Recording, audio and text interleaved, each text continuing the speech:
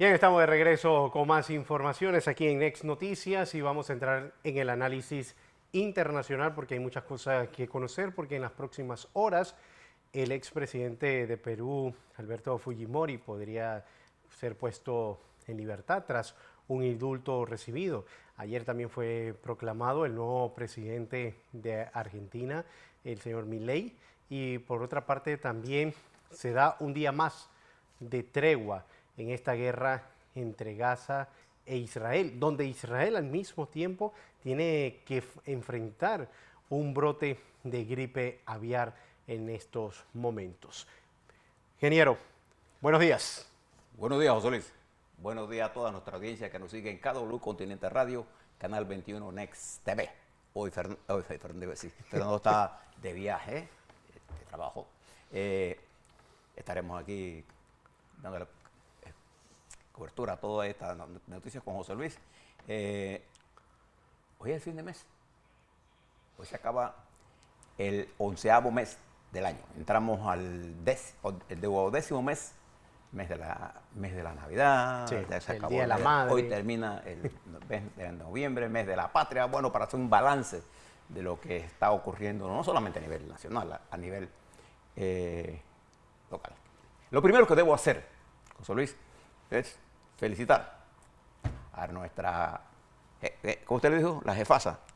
O sea, esta es la dueña aquí, la que tira la línea y pone el orden. Noemí Gutiérrez, que ayer subió un peldaño más en su formación técnico profesional y en su acervo cultural.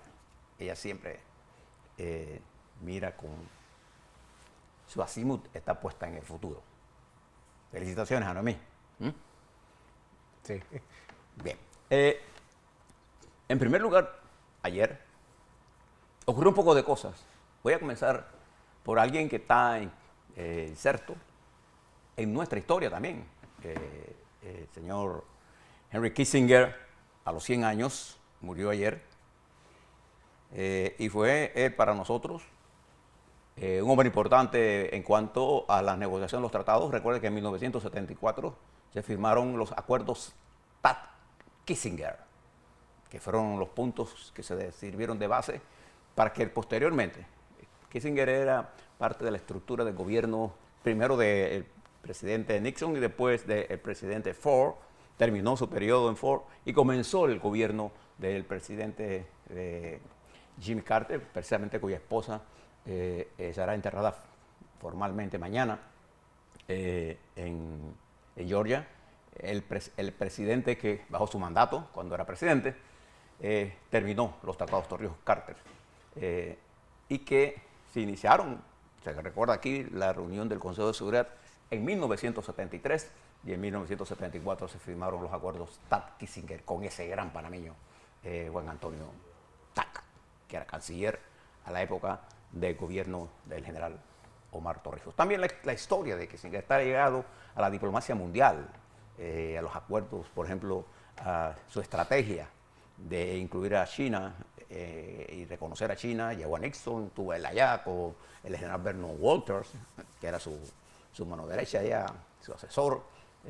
Estuvieron allá y lograron dividir a China, separar a China de la Unión Soviética y poder enfrentar a la Unión Soviética de una forma más eficiente.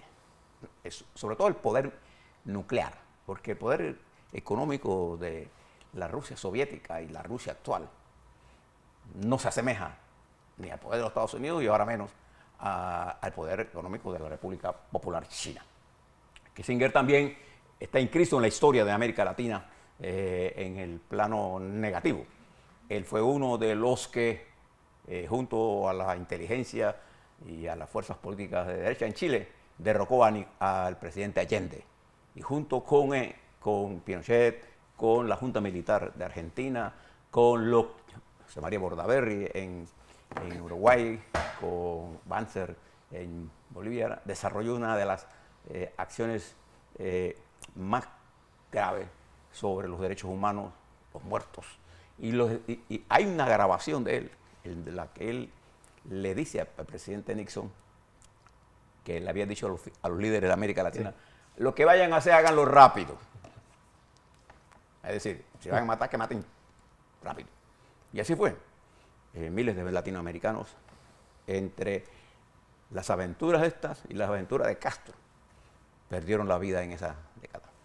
Porque también las aventuras de los cubanos, ¿no?, hay que meterlas en el conteo de la cantidad de jóvenes que fueron engañados o que fueron asesinados después por estas dictaduras. De manera que es un hombre, además fue el ganador del Premio Nobel de la Paz, junto a Le Duc Tho. Le Duc Tho no fue a recibirlo, fue el que dirigió las negociaciones de paz en París entre Vietnam y los Estados Unidos. Ahí estuvo el embajador Elmer Bunker, que posteriormente sería un hombre muy famoso en las negociaciones de los tratados Torrijos-Carter. De manera que estamos ligados históricamente a ese acontecimiento.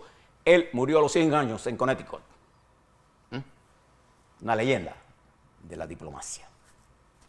Pero veamos algunas cosas que están ocurriendo en nuestro mundo, aquí, en nuestro continente. Y voy a comenzar por algo que me llamó la atención, José Luis. En Brasil, la Corte Suprema de Justicia, fíjense lo que estoy hablando, aquí hay aquí hay gente que se da por golpe de pecho con las cosas. Fíjense lo que la Corte Suprema de Justicia aprobó ayer, miércoles, en Brasil. Y esto por un caso de un periódico, de una entrevista que dio un periódico en Pernambuco, un estado del Estado Federal de Brasil, allá por la época de la dictadura. Fíjense, no estamos hablando de... Porque mucha gente dirá, esto fue Bolsonaro, Bolsonaro no tiene nada que ver con esto. Aprobó una tesis jurídica que dice así, que permite responsabilizar legalmente a los medios de comunicación que publiquen entrevistas con personas que atribuyan falsamente acusaciones a terceros, acusaciones penales. Y dice ellos que esto se da en dos circunstancias. Cuando los medios hacen una entrevista a alguien, estoy hablando de Brasil, de una tesis jurídica que permite ahora enjuiciar a los medios. Suponga que entrevistan a A y ese A acusa a B de un crimen. Un crimen no quiere decir que lo mató. Un delito, ¿no? Un delito o cualquier cosa. Se produce esa denuncia sin las pruebas correspondientes y la denuncia es falsa. Y dos, también es responsable el medio por permitir que se dé la entrevista, porque cualquiera, los que trabajan en medio, sabemos que para que se dé una entrevista uno pregunta de usted de qué quiere hablar. Y si hay una acusación, si el medio hizo la investigación adecuada para mirar esto. Y el fallo de la Corte dice que si bien es cierto, existe la libertad de expresión, la libertad de expresión no está hecha para emitir acusaciones falsas. ¿Le parece? Bien, ¿no le parece que sería que nosotros deberíamos estudiar esa teoría jurídica en nuestro país? ¿Por qué? Porque aquí se han hecho muchas acusaciones falsas. Bueno, hace unos minutos Nixia Oclive, ¿qué se llama, no? Oclive, sí. Nixia Oclive hacía unas aclaraciones de las acusaciones de traidores a los trabajadores. ¿Qué traición tienen los trabajadores? A la patria. Sí. ¿Y qué traición tiene lo que vieron estos tipos de la negociación con Minera Panamá? Acusaciones de toda clase se producen a diario en este país. Eso no es libertad de expresión, porque no está claramente investigado por parte del periódico o el medio correspondiente, las investigaciones correspondientes. Esta es una tesis jurídica ya aprobada por la Corte Suprema de Brasil. Y hay un movimiento en el mundo en ese camino, porque los medios digitales son un instrumento de los medios formales para impulsar este tipo de políticas y de acusaciones y de descalificaciones que impiden el debate sensato, honesto, con capacidad de discrepancia. Es un mundo caracterizado, José Luis, por la diversidad. El mundo se caracteriza por la diversidad. ¿Cómo no vamos a discrepar de muchos temas? Eso es lo normal. Pero aquí la discrepancia inmediatamente es elevada a categoría de insulto, de acoso a las mujeres, de acoso a los trabajadores. Y Este movimiento que se inició aquí en este país se basó con una enorme cantidad de información falsa y de acusaciones de los que estaban defendiendo una posición con respecto a otros y que estos se tomaron literalmente a la Corte Suprema de Justicia. Pero al final de cuentas, ¿quién salió perjudicado en todo esto? ¿Quién ganó en esta batalla? Perdieron los trabajadores, perdieron los empresarios, perdieron los hombres del campo. Un grupo de indígenas que no representan la mayoría de los indígenas, no, porque sigue todavía cerrando calles. Sí. Y ahora las exigencias son, si no me pagas, no de clase. Cuando antes decían, nosotros somos patriotas y esta es nuestra contribución a la patria. Ahora el patriotismo murió y él quiere que te paguen por el cierre, el daño que le causaste a los demás. Mira qué clase de cosas estamos nosotros planteando. Esto hay que mirarlo con mucha seriedad. Ahora le voy a hablar un poco sobre esto y sobre algunas de las cosas, porque hay gente que cree, y de verdad que la gente cree que cerrar la mina es apagar la luz, poner un candado y se acabó. Sí. Eso no es así. Ese es un complejo industrial que para cerrarlo hay un proceso que toma entre 5 a 10 años. Y que lo triste es, ingeniero, que los que dicen que debe ser así de manera inmediata conocen que no cómo son los procesos, pero para confundir a la población dice que tienen que cerrarla inmediatamente. Sí. Y que si no lo cierran de una vez, ellos no se levantan de la... Bueno, pueden seguir todo lo que quieran, pueden seguir negándole la educación. Bueno, o sea, al final del día, en los últimos 5 años nos han dado 670 días sin clase a nuestros niños. Sin clase a nuestros niños. Y encima siguen exigiendo salario. Ahora les voy a explicar las consecuencias de todas estas cosas que está pasando. Esto lo decidió ayer la Corte Suprema de Justicia. Pero fíjense cómo está nuestra América. La presidenta del Perú, Dina Boluarte, pidió la dimisión de Patricia Benavides. ¿Quién es ella? La fiscal general de Brasil. ¿Y de qué la acusan a ella? La acusan a la señora Patricia. La acusan de haberse asociado con funcionarios y con empresarios y con peruanos para transgredir la ley y para seguir obtener concesiones en forma dolosas del Ministerio Público. Y pide su destitución. Ella, a su vez, Benavides, presenta una acusación contra la presidenta de la República, acusándola de asesinato por las masacres que se produjeron en las revueltas de Perú. Si usted cree que lo que pasó en Panamá es de Panamá, no. Esto viene de una teoría general que han lanzado sobre nuestro continente. En Perú, ¿te recuerda? ¿Lo que pasó en Perú? Cierre de minas, cobrando por... Es lo mismo. ¿Y qué pasó en Perú? En Perú lo que se impulsó fue la minería ilegal. Recuerde que Perú tiene frontera con Bolivia y parte de la minería ilegal de oro se trasladaba a Bolivia, donde se vendía, donde los carteles de México, de Brasil, de la propia Bolivia. Y Bolivia ha quedado envuelto en una voracidad de los grupos organizados ilegales, de los que hacen minería ilegal y los que controlan el tránsito de estupefacientes, de narcóticos, asociados con la estructura que hay en Paraguay, en Uruguay y en parte de Argentina. Y los carteles de Brasil están dentro y operando abiertamente en Bolivia. Y parte de la minería ilegal que se hace en Perú, ¿se recuerda que parte de esto nació contra las minas? Sí. Para que usted tenga la película. Esto no es nuevo, nada de lo que estamos viendo aquí en este escenario. Esto está pasando en Venezuela. Mientras, en Ecuador, un país ahí, un país muy parecido al de nosotros. ¿Qué pasó en Ecuador? Lo mismo. Cuando el presidente Correa ejerció por 10 años, levantó restricciones para el ingreso al ejército E incluso usted podría ser colombiano nacionalizado y no importaba su hoja de vida ni cuánta, se eliminó el requisito de tener su récord policivo.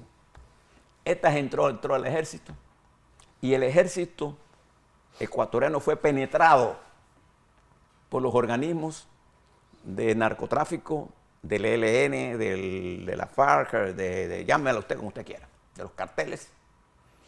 Y en pocos años se tomaron más de 5 departamentos o provincias, entre ellos en donde se produce petróleo. Bajó la producción de petróleo.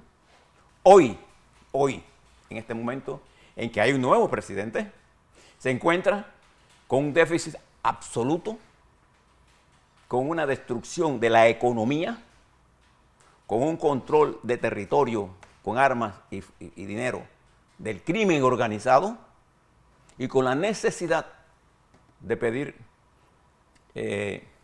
financiamiento en el momento en que la sobretasa sobre los bonos norteamericanos en dólares crece contra Ecuador, lo que significa que el dinero en dólares le cuesta más y la economía se encuentra hecha un desastre. Y hubo movimientos permanentes de toma de pueblos, de cierre de calles, de asesinato de policías, mientras los carteles seguían mandando, tanto en las cárceles, más de 300 muertos, como fuera de las cárceles. Y aumentó el tránsito de estupefacientes, utilizando el Pacífico y entre ellos Panamá. Y fíjese lo que está pasando en este momento. Dina Boluarte puede ser juzgada en los próximos meses. El expresidente Evo Morales, jefe máximo del MAS, y el presidente Arce, actual presidente, se acusan mutuamente de ser miembros de los carteles. Y la clase media y la derecha boliviana quedó destruida durante los años de Morales y el ascenso de Arce. Entonces, Bolivia se encuentra sin salida. No hay dólares. Piensen esto. Y se encuentra controlada en su economía por el crimen organizado.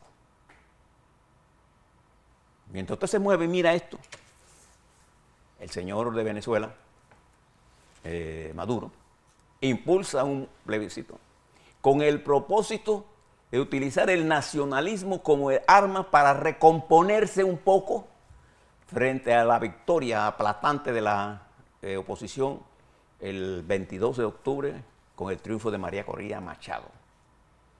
Y están haciendo lo posible y lo indecible para arrestarlos o liquidarlos. Porque precisamente fue Venezuela, en el centro de Venezuela, en donde se aplastaron las concesiones legales de minería para ser reemplazadas. Yo no he visto a los ambientalistas nuestros hablar sobre estas cosas, pero usted habla con los ambientalistas venezolanos y se da cuenta que esto es así, y se da cuenta de lo que está pasando.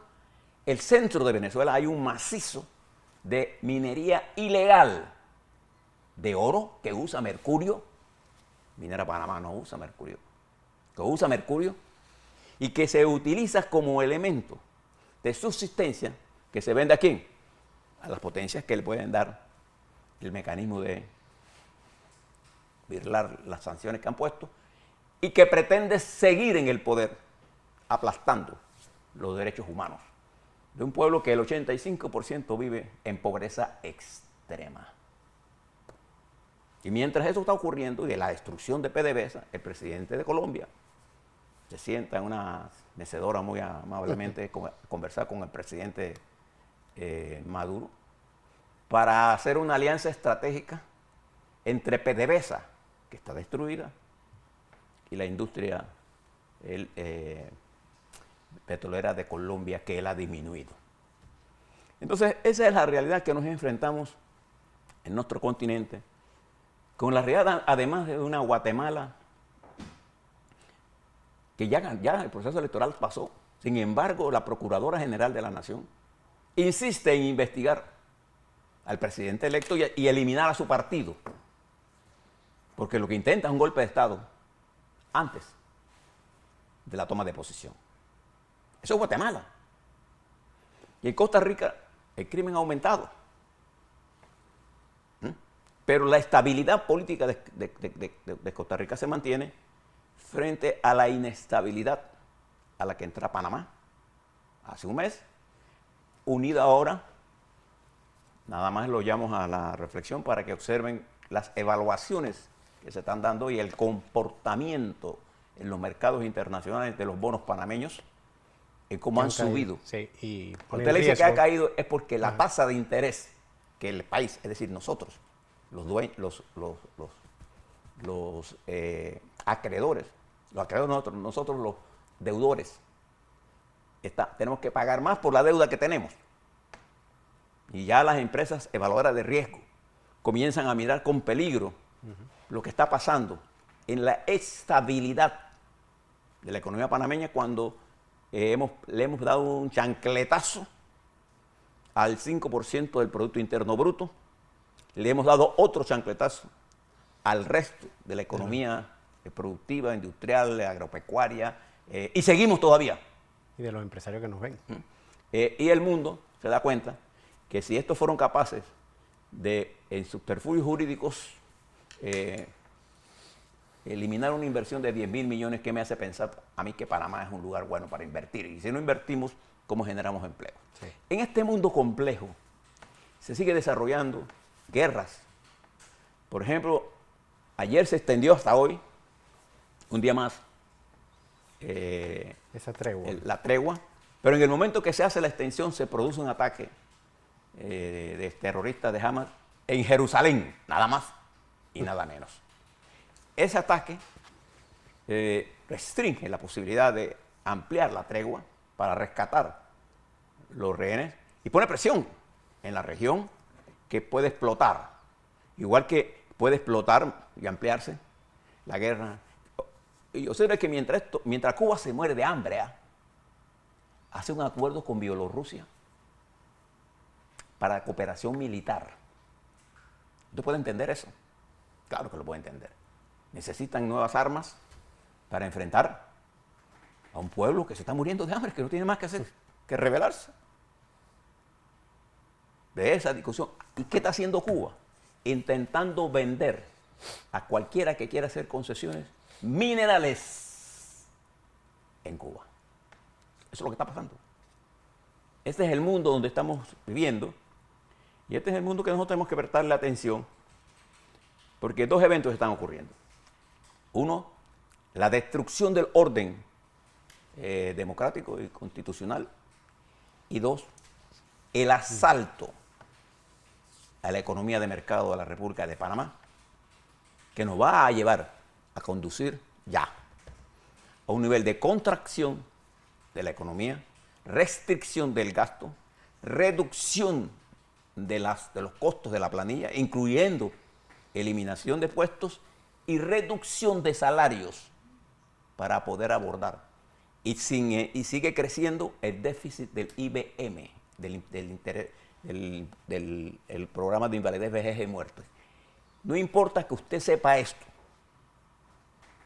no importa que usted se manejó con la mentira de ayer, la verdad de hoy son las consecuencias de lo que hemos actuado.